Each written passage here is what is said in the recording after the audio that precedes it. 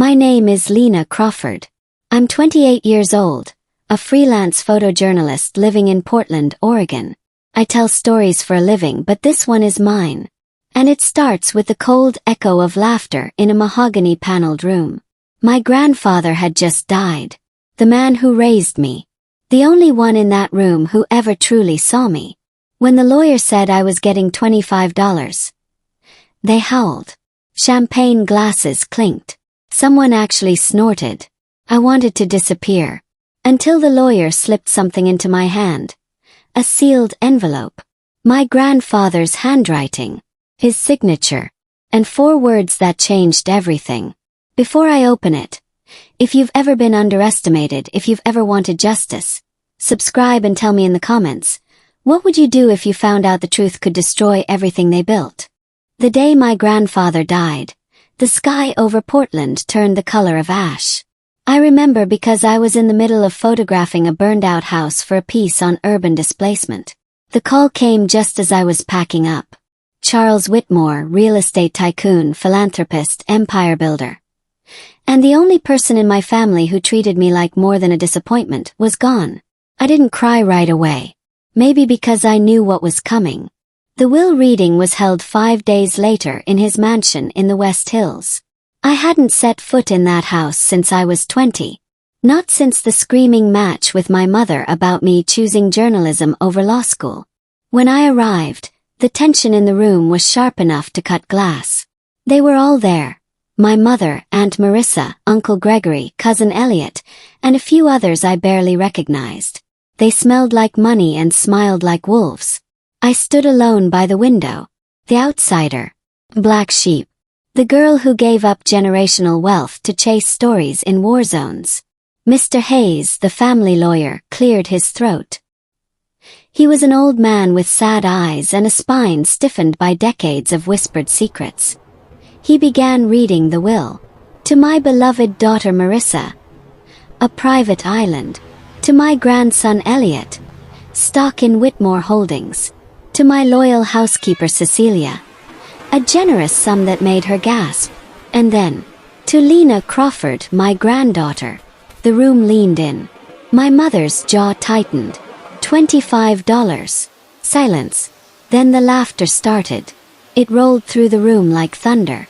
My aunt covered her mouth in mock pity. Elliot actually wiped tears from his eyes. I sat still, expressionless, holding the insult like a stone in my chest. Mr. Hayes folded the will. Murmurs filled the room like buzzing flies. And just as I was about to leave, he motioned for me to stay.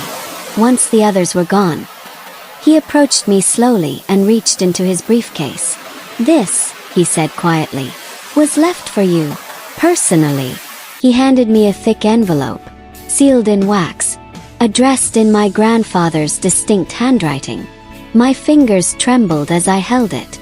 I had no idea what was inside, but something told me that envelope would unravel everything, and nothing would ever be the same again.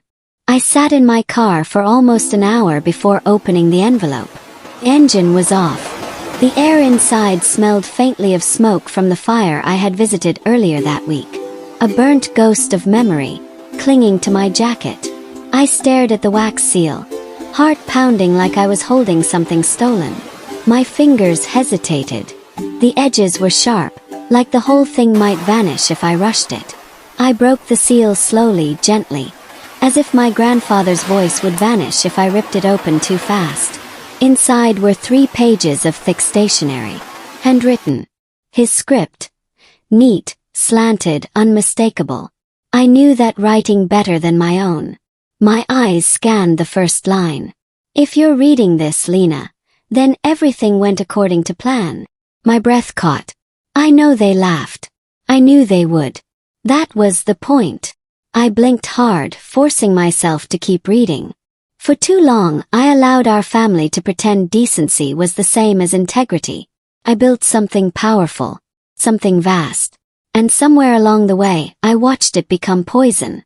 I watched them turn it into a weapon, used not to build but to hoard, to dominate, to shame. But you were the only one who walked away. I could barely see the words through the heat in my eyes. They think I gave you nothing. They think this was your punishment. But Lena, you are the only one I trusted with everything. Not just the fortune. The truth. The next line was underlined. You are the true heir. Froze. The world tilted slightly. I kept reading, hands trembling. He went on to explain, cryptic at first, then more direct. There was a second will. Private one.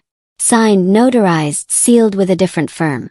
One that named me as the executor of his personal trust. Not just the estate, but the holdings behind the estate. Offshore accounts. Unlisted properties. Legal leverage that could undo every deal the rest of the family had ever made in his name. I wasn't just the heir. I was the firewall. The safeguard.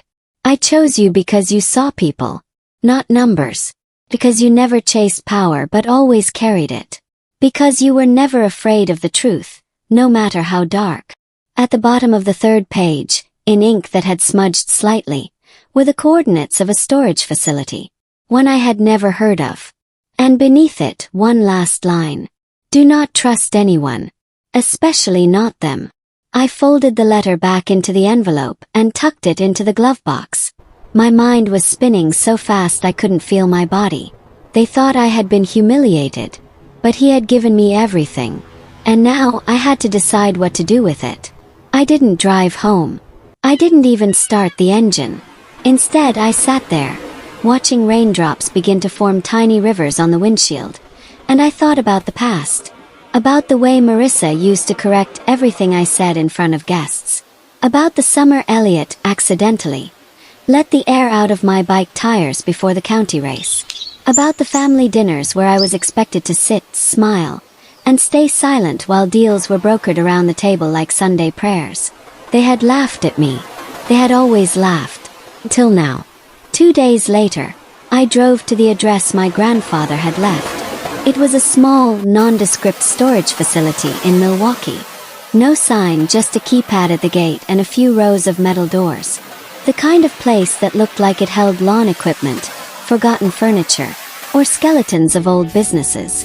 I entered the code, 8 digits, and the gate creaked open. Unit 317. It looked like any other. Beige locked, boring. I entered the second code written in the margins of the letter, and the lock popped open with a soft click. The door rolled up with a groan. Inside, the space was lit by a single overhead bulb. And it was packed. Metal filing cabinets lined one wall. Old trunks, each labeled with names and dates, filled the floor. A safe sat bolted to the corner. And on a wooden table in the center, a thick leather-bound ledger, open to a page marked Whitmore Family History. My grandfather had been preparing this for years.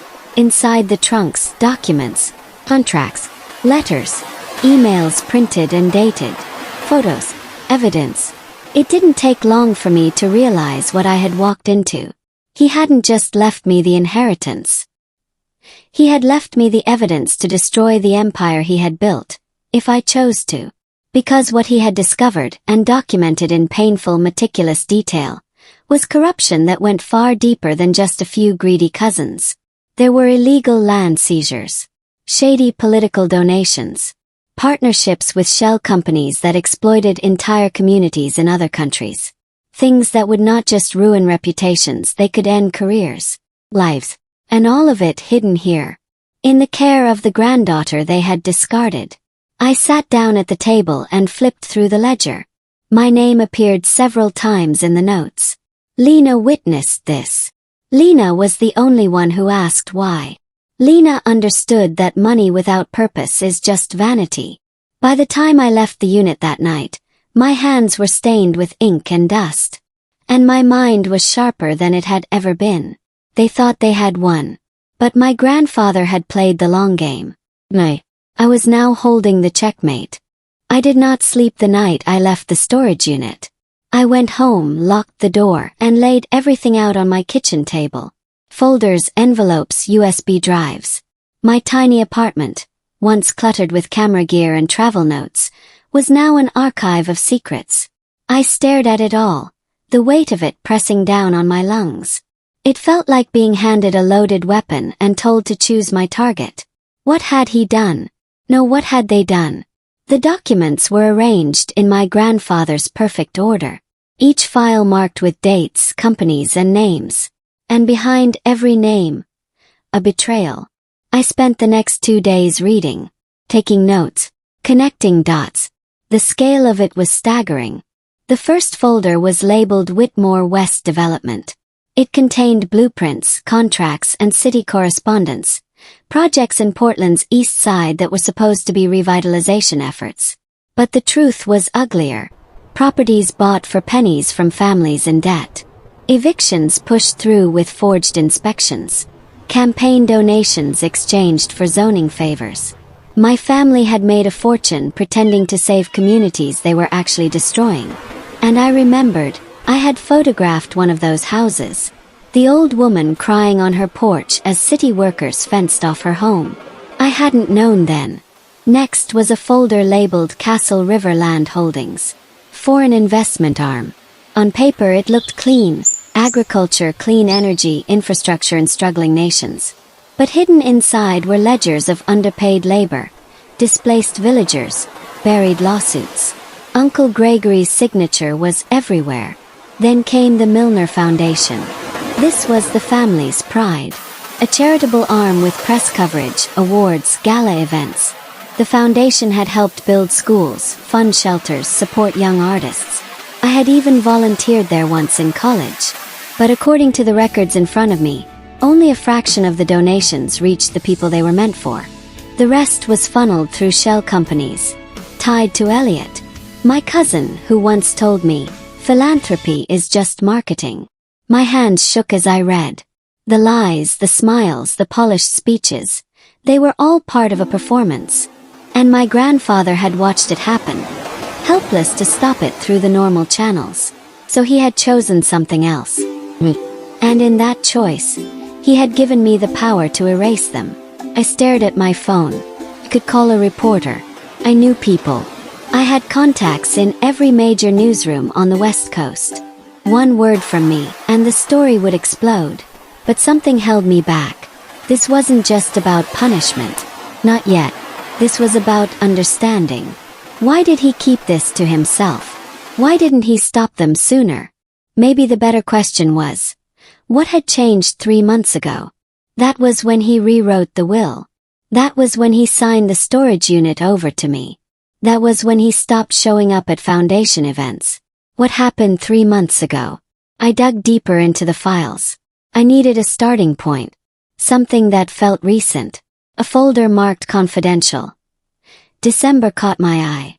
Inside was a photo. A surveillance shot. Grainy but clear. My mother. Sitting in a restaurant booth across from a man in a tailored gray suit. I didn't recognize him at first, but the second photo made my stomach drop. He was a judge. Judge Rafael Ortiz. I had photographed him once at a rally. A man known for his sharp rulings and deep pockets. He had pushed through a zoning change that allowed Whitmore Holdings to buy up a public park and convert it into luxury condos. My mother. Meeting with him in secret. The folder included a transcript of their conversation. My grandfather had paid someone to bug the restaurant. And what he recorded was worse than I could have imagined. "We need her out of the picture," my mother had said. "Which one?" "Lena." My throat closed. Judge Ortiz hesitated. "That's messy. Expensive. She's already on the fringes," my mother said. "Discredit her. Dig up her past. Plant something if you have to. Just make her disappear. She's in the way." I stared at the transcript until the words blurred. They hadn't just cut me out of the will. They had wanted me gone. And my grandfather had known. He had seen what they were capable of. And that was when he changed everything.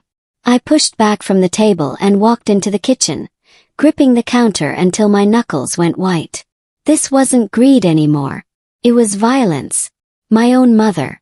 That night I didn't sleep again. Instead, I backed up every document to a private server. Triple encrypted. I scanned the letter he wrote me and uploaded that too, just in case.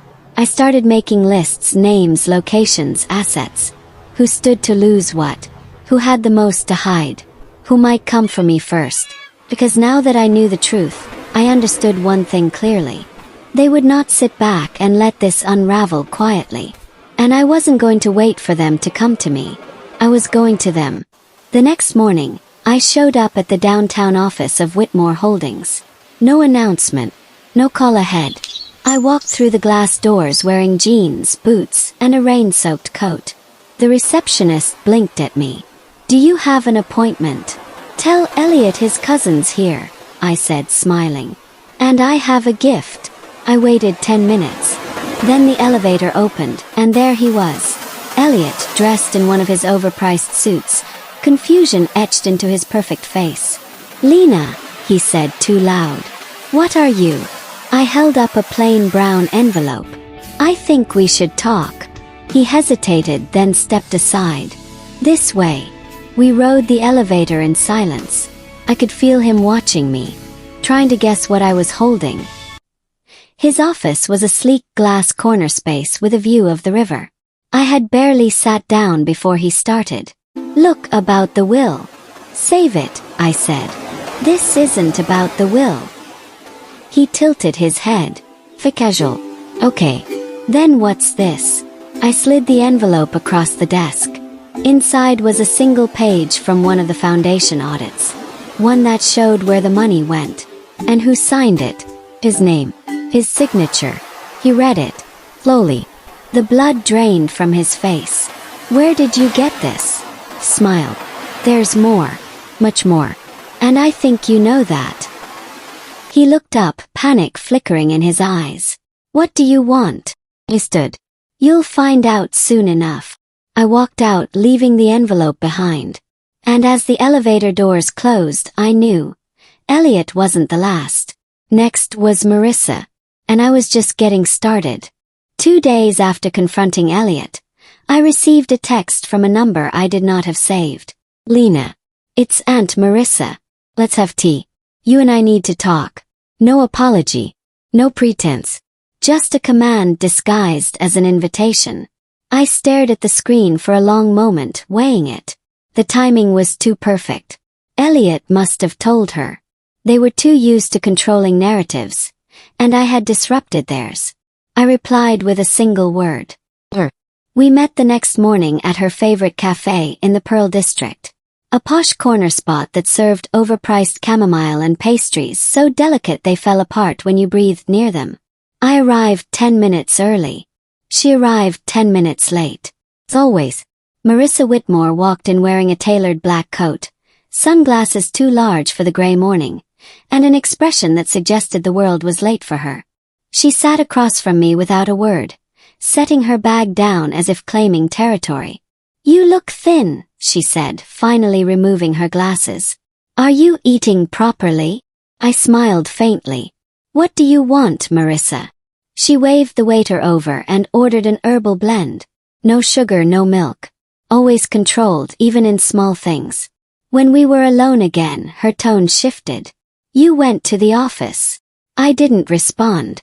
"Elliot told me you brought him documents. And that you were," she paused, eyes narrowing, "threatening the family." "I'm not threatening," I said. "I'm revealing." Different verbs. She leaned in, voice low. "I don't know what Charles gave you, Lena. But this little stunt, this inheritance fantasy, it ends now. Before you burn everything he built." I stared at her. "He built it," I said. "You corrupted it." Her fingers tightened on the teacup, a hairline crack forming near the rim. "You think you know everything," she whispered. "But you don't. You never understood what it takes to keep power. You thought walking away made you superior. But all it did was make you ignorant." "Maybe," I said. "But at least I didn't sell out whole neighborhoods for a bigger trust fund." Her eyes flashed. "You're playing a dangerous game," she said. "People have done far worse for far less." I held her gaze. "Like arranging secret meetings with judges?" Her lips parted. Just slightly. It was the only crack in her armor. "Charles recorded everything," I continued. "And he left it all to me. He knew what you were doing. He knew you were trying to erase me." Silence. "You think this makes you righteous?" she said, voice shaking now. You think this is justice? No, I said softly. It's revenge. The word hung in the air like smoke. Her face changed. Not fear, acceptance. You want to destroy us, she said. Fine. Do it. Take us all down. But do not pretend you're better. Charles didn't give you this out of love. He gave it to you because you were his last option. I didn't flinch. Then maybe that's all I needed to be. She stood, leaving her untouched tea behind. Before walking out, she turned and said something that didn't sound like a threat, but landed like one. Just remember, Lena. Legacies don't die quietly. She left the cafe without looking back. I sat there, staring at her tea cooling in the porcelain cup. And I knew she was right about one thing. Legacies scream when they die. I returned home that afternoon and opened the safe I had hidden beneath my floorboards. Inside were the most damaging files. The ones I hadn't dared to scan or store online. Some of them weren't just about corruption, they were about crime. And now I was certain, if I leaked this, there would be no turning back. This was no longer a matter of inheritance. This was criminal exposure, legal collapse, reputational ruin. I picked up the flash drive containing the Milner Foundation audit and considered my next move. Had options. I could go to the press. Or I could take a more precise route. Exposure was one path. Leverage was another. And I was starting to see the value in watching them squirm before they fell. I started drafting a letter. Not to a journalist. To the board of directors at Whitmore Holdings. Listed dates, amounts, violations. And in the final paragraph I made an offer. I was willing to stay silent for now, under one condition. They remove Marissa from the board. Immediately. I knew the board. Old men with more to lose than to gain. They would throw her to the wolves if it meant preserving their stock prices. I mailed the letter with no return address. Certified delivery. Then I waited. 3 days later the news broke. Marissa Whitmore was stepping down due to health reasons. The headline was clean. The reality was not. Within hours, I received a call from Mr. Hayes. You're making waves, he said simply. Is that a warning? No, he said. It's admiration. There was a pause on the line. Your grandfather would be proud. I hung up without replying. I wasn't doing this for pride. I was doing this because it was the only thing left to do. That night, I sat on the floor of my apartment, cross-legged, surrounded by the remains of my childhood. A photo of me and Charles, taken in the garden the summer I turned 16. I was holding a camera. He was laughing. I remembered that day. He told me I saw things others missed. That I noticed the cracks in people before they broke. One day, he had said, you'll need to see through more than a lens. I think he always knew it would come to this. But as much as I tried to stay focused, a single thought kept circling in my mind. If Marissa wanted me gone, then someone else might want it more. Because this wasn't just about inheritance. This was about control. And control, once threatened, becomes dangerous. The call came just after midnight. No caller ID. The kind of call that feels like a warning before it even rings twice. Answered. There was silence on the line. Then a low voice, male, unfamiliar. You think you're doing something noble, he said. But you're stirring ghosts. And ghosts have teeth. Blick. The line went dead. I stared at the phone, heartbeat slow but heavy. Whoever it was, they weren't bluffing. The voice hadn't threatened me. It had promised something. I looked toward the window. The curtains were drawn, but still I felt watched. Suppose. It was time to move the archive. The storage unit was no longer safe. And neither was my apartment. I loaded everything I had, drives, folders, scans, into 3 waterproof duffel bags and drove through the sleeping city. I didn't go to a friend's place. Didn't use my name to rent a locker. Instead, I found a cabin 3 hours east in the gorge, owned by a woman I had once interviewed during a wildfire series. Hush only. No names. I left my phone behind and drove without GPS.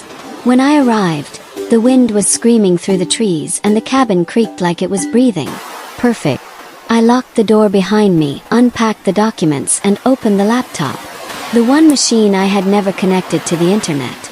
There were still pieces missing, gaps in the map. Specifically, the month before my grandfather died. He had changed his will, yes.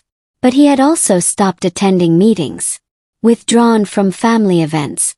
And according to Mr. Hayes, he had scheduled a private meeting with someone named Colin Mercer, then cancelled last minute and never rescheduled. Colin Mercer. I searched the name through old printed databases. The man was a forensic accountant. Clean record. Retired. Formerly contracted to review philanthropic organizations. My grandfather had been having him look into the Milner Foundation. But something stopped him from finishing the work. Why? I needed to find Colin. Talk to him in person. But before I could move, something in the corner of the file bin caught my eye. A photo I hadn't seen before. It was older, faded, taken at night. 3 people stood under a street lamp. One of them was Charles Whitmore. The other was Judge Ortiz. The third was a woman. Sharp cheekbones, pale hair, eyes like stone. On the back, my grandfather had written a single line. She knows where the bodies are buried. Literally. No name, no date. But I recognized the location. It was an alley behind the old Whitmore shipping warehouse near the waterfront. One that had been closed for renovation for over a decade.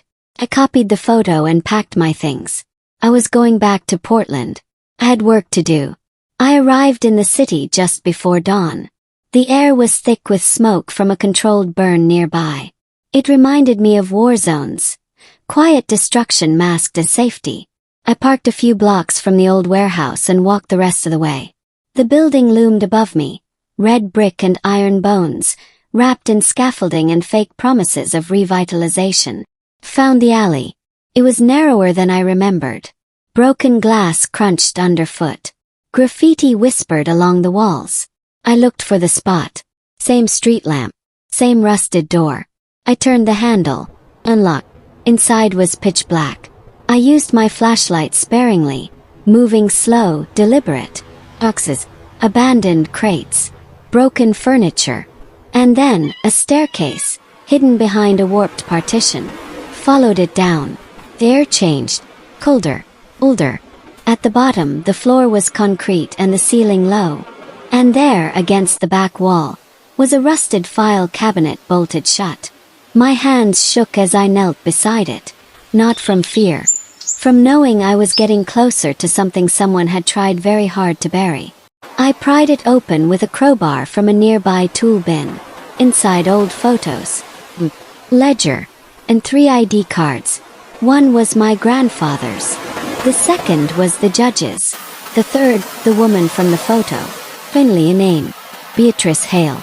I took everything, locked the place behind me, and left the alley with the slow certainty of someone now walking through a minefield. Beatrice Hale was not in any public record I could access. Not in the archives, not in real estate documents, not even in the articles written about the family's early days. But according to the ledger, she had been paid monthly by the Whitmore estate since 1992, under consulting, and every payment had ended abruptly. 3 months ago, the month Charles changed the will, my grandfather had cut her off. Why? And why had he warned me, literally, about buried bodies? Was she the enforcer? I needed answers, and I needed them fast. I went back to my apartment, retrieved my burner phone, and called an old source from a cartel story I'd written years ago. I need a trace on a name, I said. Quiet. Fast. Who? Beatrice Hale. Used to work with high-level families. I think she buried things. The line went quiet. You're playing with knives, Lena, he said. Sharp ones. Just find her. I hung up and went to shower. When I got out, the phone buzzed. Got something. Lives off the grid. Forest Service cabin west of Tillamook. No utilities. No surveillance. Packed again. But before I left, I opened my laptop and recorded a video message. I listed names, locations, summaries of everything I'd found. Then I scheduled it to auto-send to 4 different journalists if I didn't disable the timer within 72 hours. Because if I went to see Beatrice Hale, I wasn't sure I'd come back. The drive to Tillamook felt longer than it should have. Not because of traffic, there was none. Just winding roads, a low sky, and the kind of silence that made you listen to your own heartbeat. I had crossed into forest territory after 2 hours. GPS failed before the gravel started, and from that point on, it was just the directions my source gave me, scribbled on the back of an old receipt. When I finally found the cabin, I almost missed it. It sat beneath a canopy of pine and shadow, hunched low into the earth like it was hiding. The wood was dark, the porch sagging. No vehicle, no mailbox, no sign of life. But someone was living there. I could feel it. I parked 100 yards down the road and walked in. My boots crunched softly on the dirt path, and the air smelled like wet moss and rot. I stopped 10 feet from the porch. "Beatrice Hale," I said, loud enough to carry, calm enough to not sound like a threat. "My name is Lena Crawford. I think you knew my grandfather, Charles Whitmore." No answer. I waited. Then movement behind the curtain, and the distinct metallic sound of a shotgun being cocked. I did not move. "Turn around," a voice rasped from behind the door. "Hands where I can see them." I raised my hands slowly, fingers spread. "I'm not here to hurt you," I said. "I just need answers." The door creaked open 2 inches. The woman inside was older than the photo. Late 60s maybe. Her white hair was pulled back tight, her face hard, carved by time and caution. The barrel of the shotgun rested against the edge of the doorframe. "You should not be here," she said. Her voice was low, deliberate. "If Charles is dead, you're already in danger." "I know," I said. "That's why I came." She stared at me for a long time. Then, wordlessly, she opened the door and motioned me in. The inside of the cabin smelled like dust, iron, and old secrets. Beatrice gestured to a chair. Saturday she remained standing. "He said you'd come," she said finally. I didn't believe him. "You knew him well. Well enough to know he wasn't the man they painted him to be." I didn't respond. "Not yet." "He kept records," I said. "Names, dates, everything. He left it all to me." Her eyes flicked up sharply. "Then he chose you?" "Yes." She lowered the shotgun slowly and leaned it against the wall. "What do you want from me?" she asked. "The truth," I said. "The part he didn't write down." She sighed, then crossed to the fireplace and lit a single oil lamp. The light filled the room with a dull gold glow. "Your grandfather was a brilliant man," she said. "But brilliance dims when you let it be owned. He built the machine, Lena. But he didn't realize what it was doing until it was too late. By then, Marissa and Gregory had already gutted the ethics board. The foundation was a front. Money went where it was never supposed to. You helped him hide it." "No, I helped him see it. He brought me in to do the math behind the curtain. Forensic audits, cold trails, cash that changed hands without record. He thought he could fix it from inside." "Why didn't he?" "Because they threatened you."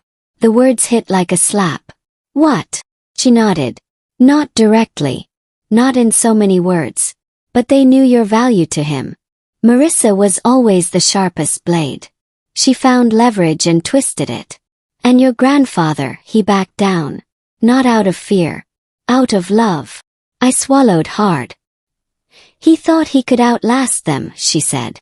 "Wait for the right moment. Build an exit plan." "Me?" "Yes. You." I leaned forward. "What happened 3 months ago?" She looked away, then back at me with something in her eyes that wasn't quite guilt, but close. "He confronted them. Privately. Showed them what he had. The files, the evidence, the money trail. Told them he was changing the will. Removing their power. Everything. And the next day he collapsed in his study. Heart failure, they said. I felt the floor shift beneath me. "You think they killed him?" She didn't answer. She didn't have to. "But there's no proof. None that would hold." They were careful, cleaner than most.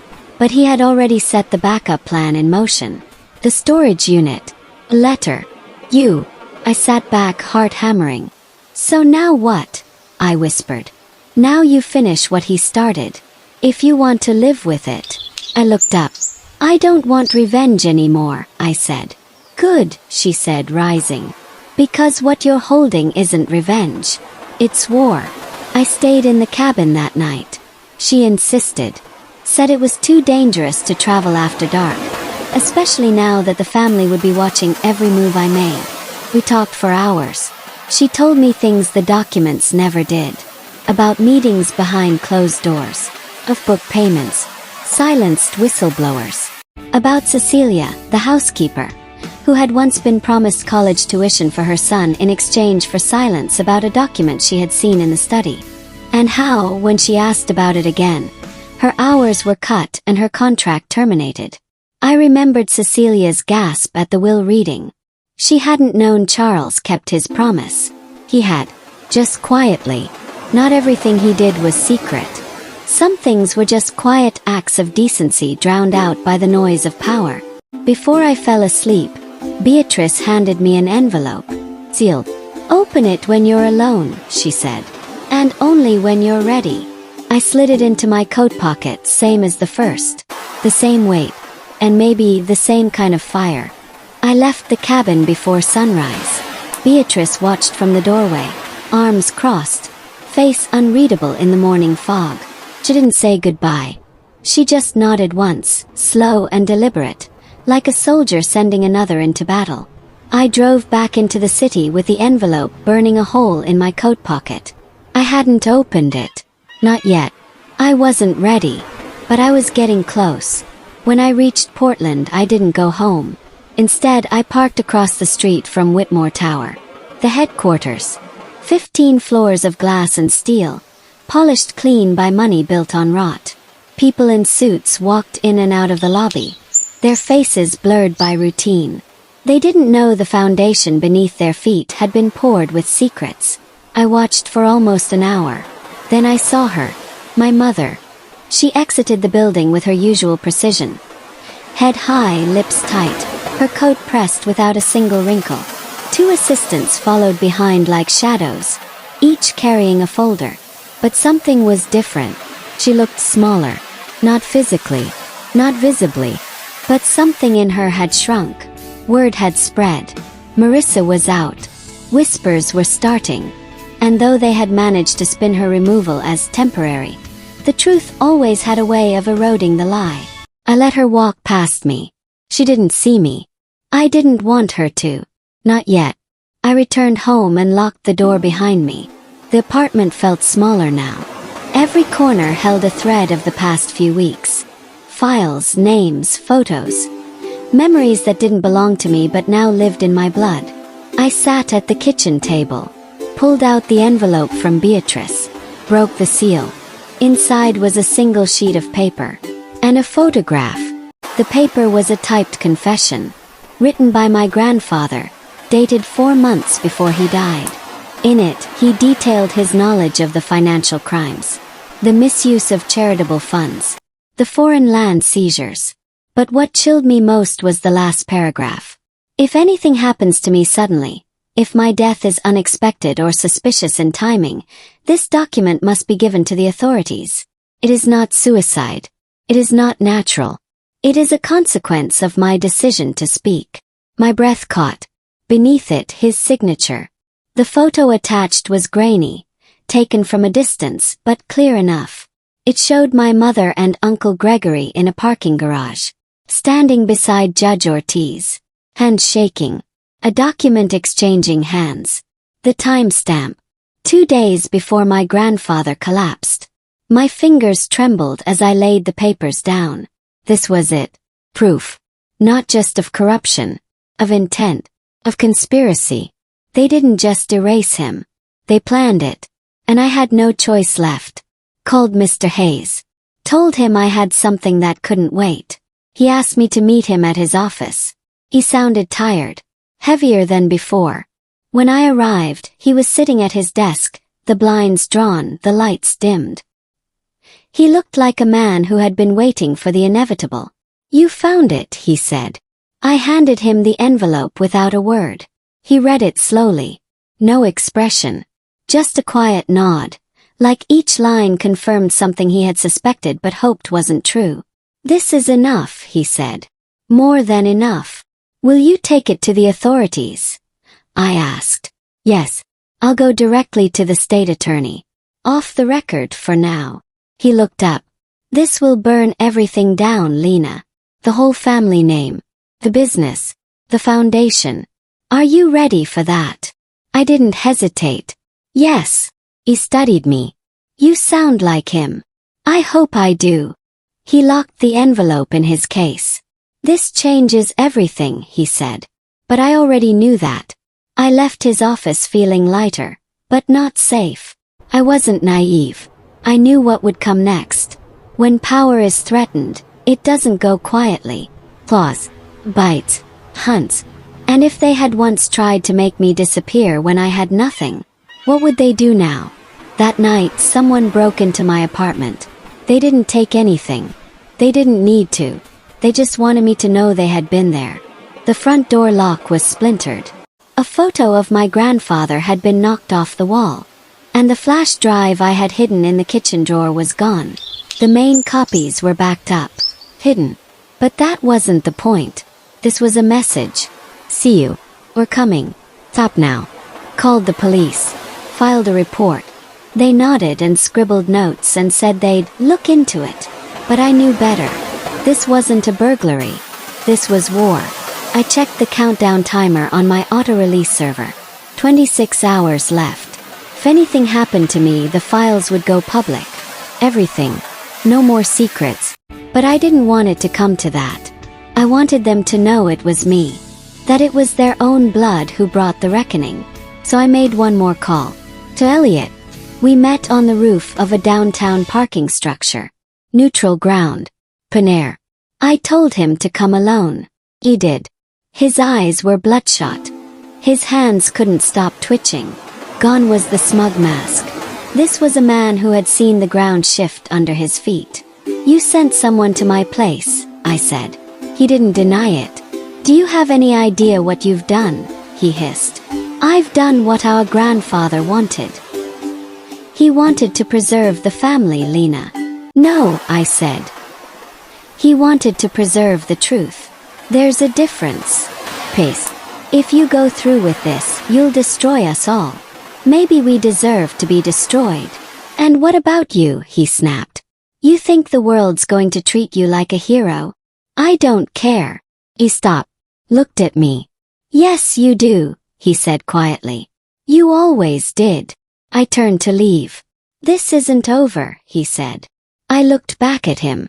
"Yes," I replied. "It is." Mr. Hayes called at dawn. His voice was steady, the way a bridge feels steady even as the river claws at its pillars. "The state attorney agreed to meet," he said.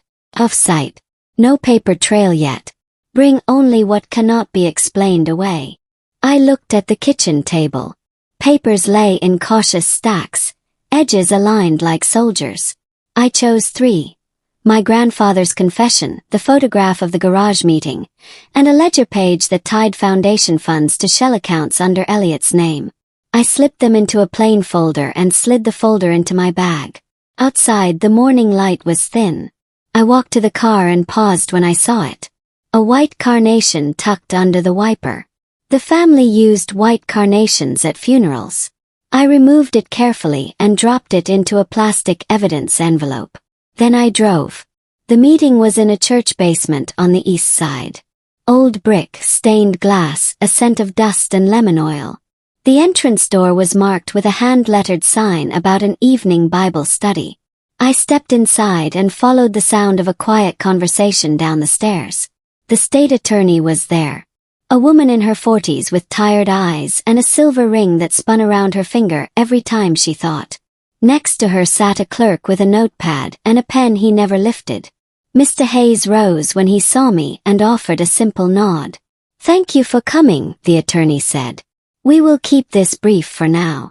I handed her the folder. She read my grandfather's confession first, lips pressed thin, eyes scanning with the speed of someone trained to find holes. Then the photograph. Then the ledger page. She set the papers down and folded her hands. "If this is real," she said, "a grand jury could be impaneled within weeks. But we need a chain of custody and corroboration. We will need the original sources. Can you provide them?" "Yes," I said. "I have them. Multiple backups." "And can you testify?" "Yes." She nodded once. "This will be dangerous," she said. "I will not minimize it. The people implicated will have resources. They will also have friends. Once we move, you will have to accept that your life will not be quiet for a very long time. It already is not." She held my gaze, then glanced at Mr. Hayes. "We will proceed," she said. "But I will need one more piece. Something simple that proves intent at the highest level. A signature that cannot be disputed. A transfer that cannot be explained as error." "I have a lead," I said. "There is a woman named Beatrice Hale. She worked in the shadows of this family for decades. She told me to finish what he started. She gave me the confession." The attorney leaned forward. "Beatrice Hale is not a name we have on file," she said. "Can you secure her testimony?" "I can try." "Good. Do not bring her to us yet. Keep her safe. Keep yourself safer." Her eyes softened. "And one more thing," she added. "If you feel watched, it is not paranoia. Assume surveillance until this is over." She stood and offered her hand. "We will be in touch within 48 hours, she said. Carefully. I walked out into the weak light and breathed until my lungs stopped hurting. I did not go home. Instead, I drove to the West Hills and parked a block away from the mansion where everything had begun. The house looked unchanged, but I knew enough about facades to stop believing them. I watched from the car as a gardener trimmed hedges with the precision of a surgeon, and a delivery van backed up to the staff entrance with 2 heavy crates. The crates were unmarked. The driver wore a cap pulled low. The front door opened. Cecilia stepped out. She moved slowly, like someone still teaching her body to trust the ground after too many betrayals. She spoke to the driver, signed a paper, and gave the crates a long look before they disappeared inside. I waited until the van left. Then I crossed the street and approached the gate. Cecilia saw me and hesitated, her hand uncertain on the iron latch. "Lena," she said. My name sounded like a memory in her mouth. "You should not be here." "I know," I replied. "But I think you understand why I am." She looked past me, scanning the street. No one. Only the gardener, now working near the side lawn. "Come," she said. "Quickly." She led me through the service hall and into the kitchen, where the air smelled like coffee and the ghost of cinnamon. She set a mug on the counter and poured without asking if I wanted any. Took it. My hands needed something to hold. "I watched you at the will," she said. "I wanted to speak, but I could not. Not then." "I know. Charles trusted you," she said. "He told me you would do what he could not." "Did he ever ask you to keep something for him?" I asked. "Something he did not want the others to find." She looked at the floor for a long moment. When she raised her eyes again, there were tears that did not fall. "I kept the study key," she said. "The real one." I felt the air tighten around us. There were 2 keys to the study. The family thought both were kept in a silver bowl near the entry. They were wrong. Cecilia reached beneath the sink for a small box wrapped in plain cloth and laid it on the counter. Inside was an old brass key with a small nick near the bow. A tiny mark, almost invisible. I had noticed it as a child when I borrowed the key to sneak a book from the study. I had returned the wrong key to the bowl and left the real one in my pocket until guilt and fear sent me running back to fix it. I thought no one had noticed. Someone had. And she had taken my mistake and made it a shield. "They changed the locks last month," Cecilia said. "But the study door has 2 locks. The visible one. And the one in the board that you cannot see unless you know where to push." "How long did you keep this?" I asked. "Since the day Charles told me he was done being quiet," she said. "He asked me to wait. He said you would come." She handed me the key. It was warm from her hand, heavier than it looked. "They are not here," she said. "Your mother is at a meeting. Gregory is out of town. Elliot left an hour ago. The house is quiet." I closed my fingers around the key. "Show me," I said. She led me down the long hallway lined with portraits whose painted eyes had always watched more than they should. We stopped at the study door. Rich wood, smooth with age. A polished handle that reflected a warped version of the room.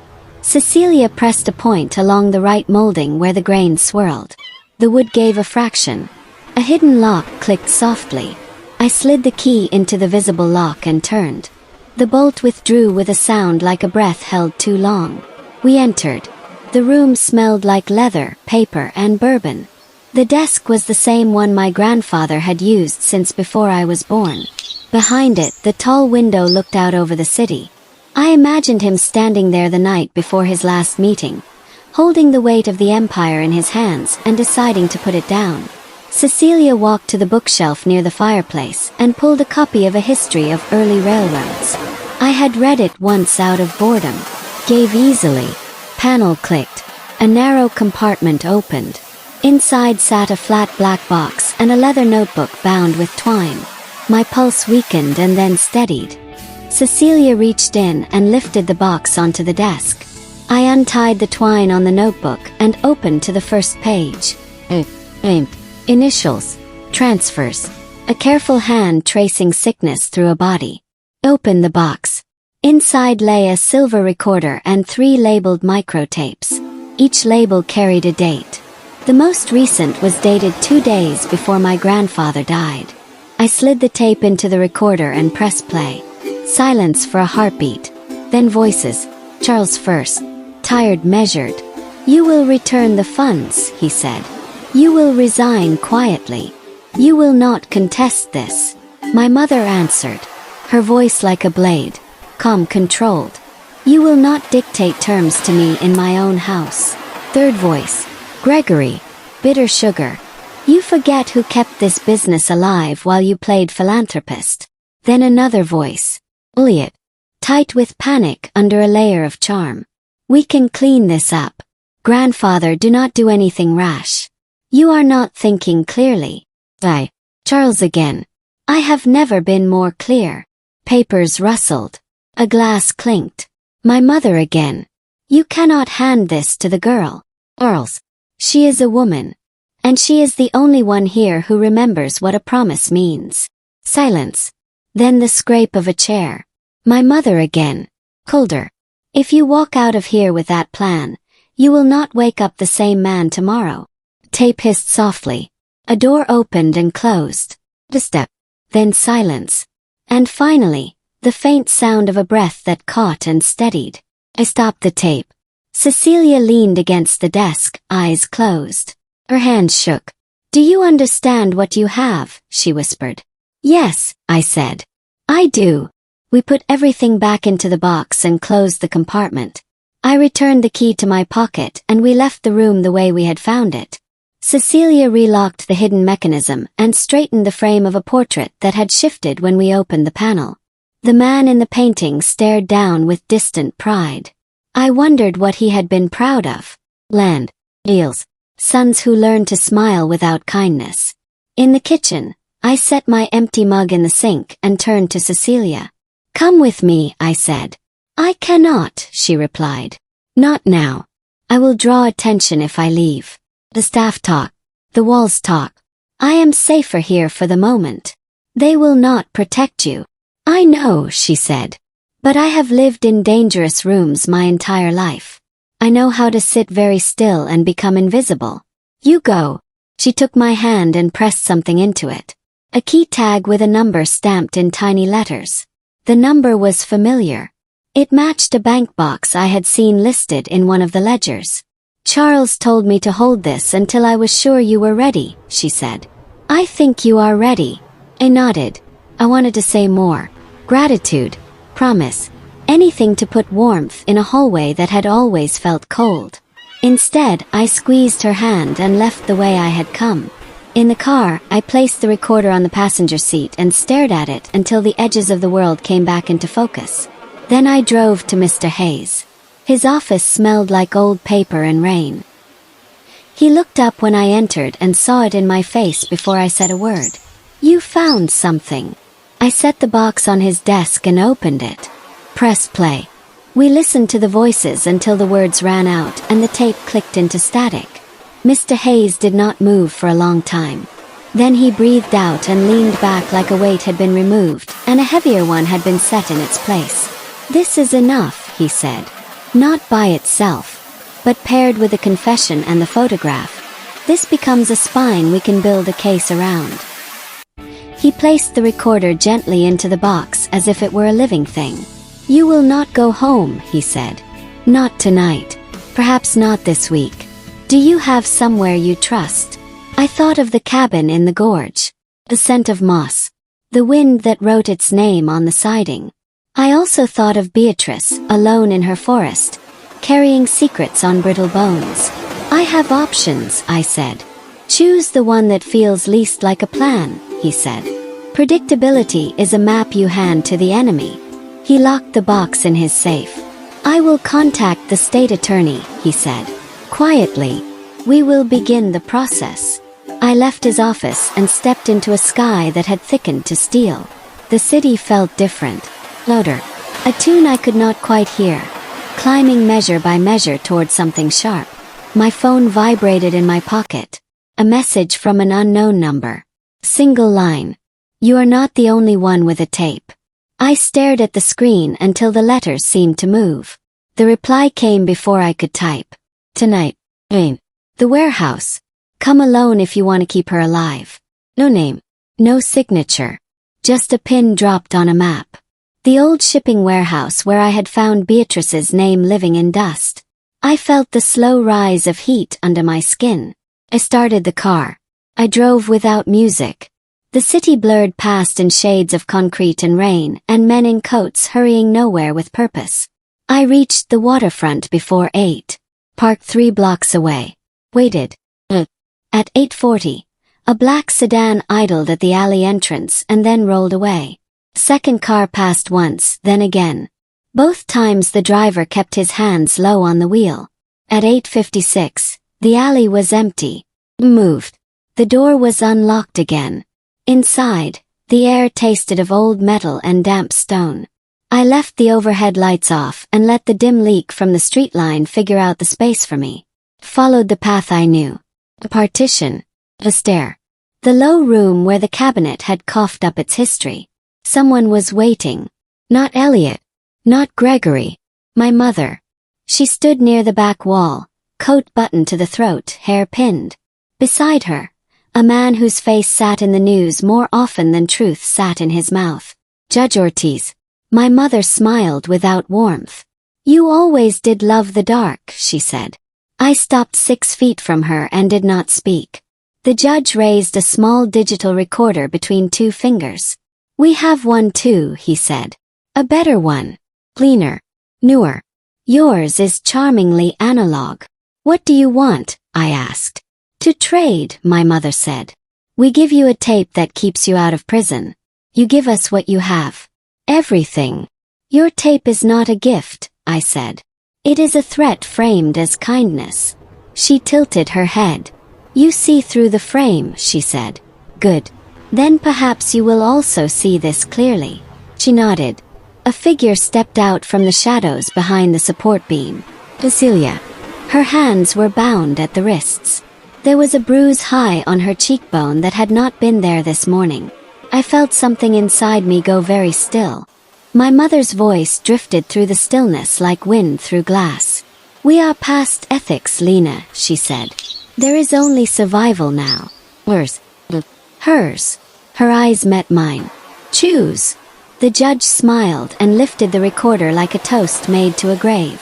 The city hummed above us. Water moved through the river where no one was watching. The air pressed close, waiting. I took a step forward and felt the chapter turn. The cold in that warehouse didn't come from the air. It came from the way my mother's eyes never wavered from mine. like she'd already measured every possible move I could make and found each one lacking. Cecilia's breathing was shallow, uneven. The bruise on her face looked fresh, purple blooming under thin skin. The rope around her wrists was frayed in one spot, like she had tried and failed to work herself free. The judge's smile was steady, almost bored. His free hand rested in his coat pocket. The way the fabric shifted told me there was a weapon there. My mother spoke first. "You think this is about morality," she said softly. "It isn't. It's about leverage. The first person to run out of it loses." Her voice didn't rise. It didn't need to. The words pressed into the room like weight on wet concrete. "You hand over what you have," she continued. "And this ends. No more threats, no more games. You can go back to whatever half-life you were living before you decided to dig in our soil." I stared at her. "And if I don't?" Her gaze flicked to Cecilia. "Then she disappears. The same way your grandfather nearly did before he made the smart choice." My hands stayed at my sides, but inside my pulse climbed in sharp, fast steps. I knew I couldn't show it. Fear was a scent, and she would wear it like perfume if I let it spill. "You think I'm afraid to lose everything," I said. "But you don't understand me at all. I already lost it the day you taught me blood only matters when it's a ledger entry." Something flickered in her eyes, but it was gone before I could name it. The judge shifted his stance. "We don't need to be here all night. Trade, or we both walk away with nothing but trouble." I took a step forward, slow, deliberate. "You want the files, the backups, the tapes. Fine. But you're going to let her walk out first. Untouched." My mother's mouth curved. "You think we're stupid." "No," I said. "I think you're predictable." I moved my hand just enough to pull the small black device from my pocket. Satellite uplink. A red light pulsed steady on its surface. The judge's smile finally slipped. "What is that?" "Insurance," I said. "If I don't disable this in the next 5 minutes, everything I have goes live to every major newsroom, federal agency, and law firm I trust. Video, financials. All of it." My mother's eyes narrowed. "You're bluffing." I smiled without humor. "You've spent your life underestimating me.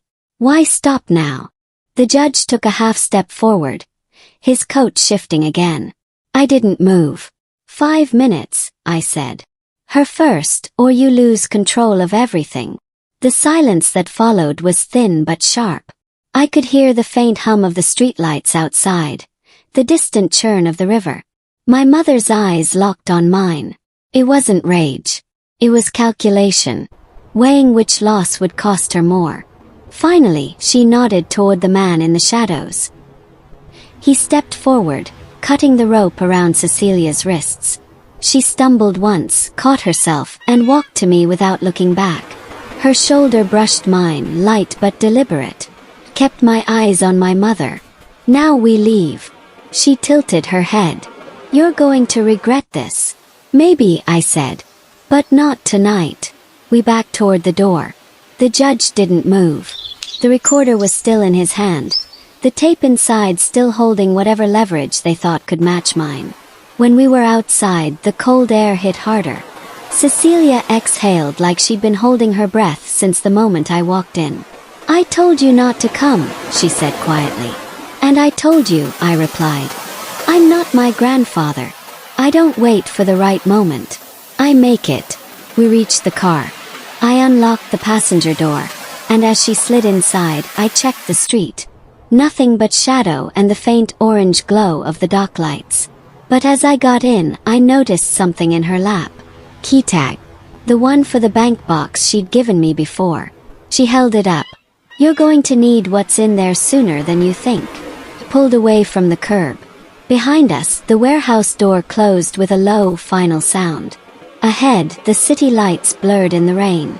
The clock on the uplink read 3:42. 3 minutes left. I didn't disable it. Not yet. We drove in silence for almost an hour. Rain slicked the streets, blurring the glow of traffic lights into smears of red and gold on the windshield. Cecilia stared out her window like the city had become something she didn't recognize. When we reached the east side, I pulled into the underground lot of a building that hadn't been on any map in over a decade. The exterior looked abandoned, boarded windows, graffiti like bruises, but the inside was a relic of old Portland banking. Marbled floors, a brass elevator gate, the smell of dust and cold air trapped for years. The vault was in the basement. No guards, no cameras, just a reinforced steel door and a lone clerk in a faded navy cardigan. Her expression somewhere between suspicion and boredom. "Safe deposit box number?" she asked. I slid the key tag across the counter. 642. She checked a logbook, then disappeared into the vault. A minute later, she returned with a box the length of my forearm, metal edges dulled with time. "You can use one of the private rooms," she said, nodding toward a row of small doors. Inside the room, the air was cooler. The table was scarred, the single chair creaking under my weight. Cecilia stayed standing, arms crossed, her eyes never leaving the box. The lock turned with a reluctant click. I lifted the lid. Inside were two things. First, a sealed envelope. Thick, heavy, the paper yellowed at the edges. My name written across it in my grandfather's hand. Second, a small unmarked hard drive. I slid the envelope out first. The flap was sealed with wax, deep crimson. It cracked as I broke it open. The letter inside was brief. Only one paragraph. "Lena, if you are reading this, then you have found the rest. The hard drive contains the records they thought I destroyed. Not just the crimes. The alliances. The names they have buried deeper than bodies. Some of these people are not family by blood, but by something more dangerous. Mutual survival. If you choose to use it, you will not be safe. But you will be free. Burn this after reading. C.W." I read it twice, then looked at the hard drive. It was matte black, no brand markings. Light for its size, but heavy in what it might hold. "What's on it?" Cecilia asked. "He says it's everything," I replied.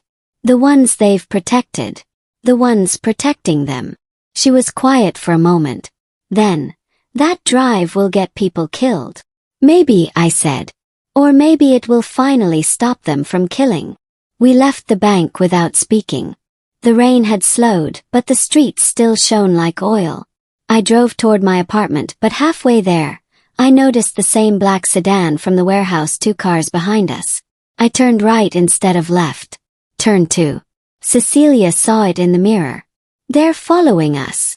I didn't answer. Instead, I looped through side streets, weaving through industrial blocks until I reached the broad curve of the riverfront. I pulled into the lot of an old cannery and killed the headlights. The sedan slowed as it passed, then kept going. We waited. 5 minutes. The night settled around us again. But I knew better than to think we'd lost them. They'd seen enough. They'd know we had something. And sooner or later they'd try again. Back at my apartment, I didn't even take my coat off. I set the hard drive on the table and pulled my secure laptop from its hiding spot. The drive needed a decryption key. Course it did. But my grandfather had planned for that. Taped to the underside of the envelope was a small slip of paper with a 32-character string of letters and numbers. He typed it in. Folders bloomed across the screen. Contracts, scanned passports, offshore accounts, wire transfers to officials whose careers had been built on public trust. And tucked at the bottom, videos. The first was grainy security footage from 20 years ago, dated and time-stamped. It showed my Uncle Gregory in a hotel room with a man I didn't recognize, exchanging envelopes. The second was sharper, recent. My mother in a private dining room with 3 people whose faces I knew from headlines.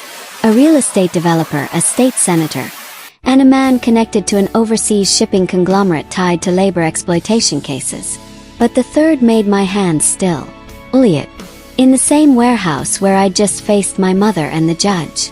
Talking to someone off camera. "She's not going to stop," he was saying. "You know what has to be done." The voice that replied was low but clear. My mother's. Then do it before she becomes more dangerous than he ever was. Close the laptop slowly.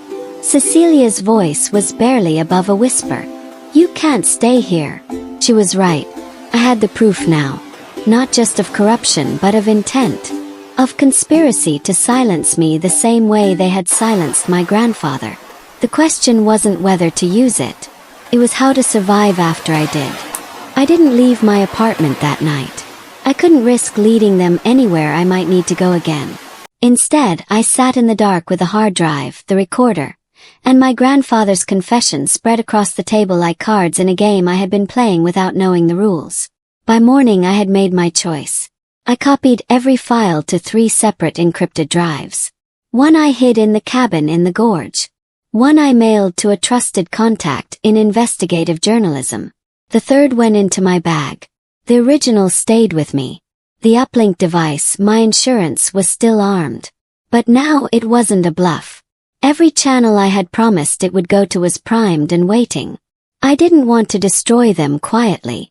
I wanted them to watch it happen. The state attorney's office was ready by midweek. We met in a secure government building, no signage, no windows on the first floor. My statement was taken in a locked room with 2 recorders running and 3 people present. I handed over the confession, the photograph of the garage meeting, the ledger pages, the recorder with the conversation from my grandfather's study, and the decrypted contents of the hard drive. The attorney didn't flinch once while reviewing them. When she looked up, her eyes were steady. This will move fast, she said. We'll secure warrants for immediate seizure of financial records. Arrests could come within days. Good, I said. You understand they'll know it was you, she said. We can protect you but only to a point. These are people who have resources beyond what we can lock down overnight. Let them know, I said. I want them to know. The arrests started on a Thursday morning. Marissa, taken from a board meeting. Gregory, from his lake house. Elliot, outside his condo before sunrise. Judge Ortiz in his chambers, still in his robe. The footage hit every news channel within the hour. The names were out. The charges were read. Cecilia came to my apartment that afternoon. She stood in the doorway, hands clasped, a quiet smile that was more relief than joy. It's done, she said. It started, I corrected. Because even as the headlines screamed and the anchors speculated, I knew the fight wasn't over. Not really. Some of them would bargain. Some would turn on each other. Some would vanish before the trial. But the empire my grandfather built, the one they twisted into something unrecognizable, was gone. And it wasn't coming back. That night, I drove to the Whitmore estate. It was empty now, a shell of glass and stone, its gates locked. The air smelled like rain on cold metal. I walked to the garden where my grandfather had once told me I saw things others didn't. The wind moved through the hedges, and for a moment, it felt like he was there. I took the brass study key from my pocket and placed it in the soil beneath the old cedar tree. Then I walked away. I didn't keep the fortune. Most of it went into a trust for the communities they had stolen from. The rest funded the investigations, still unearthing what they'd done. Kept one thing. The letter he wrote me. You are the only one I trusted with everything. And in the end, that was the only inheritance that mattered.